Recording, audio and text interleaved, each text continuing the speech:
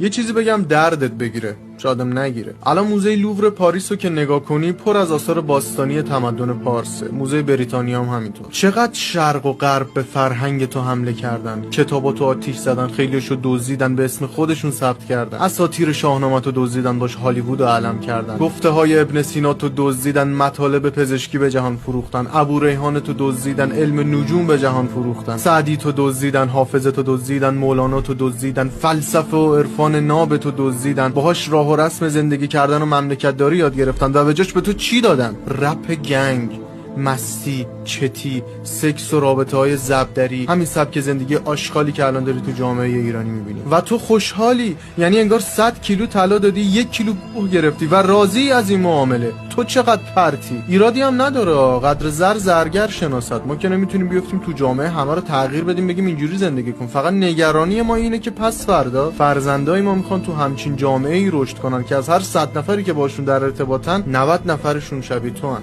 خدای خودت رحم.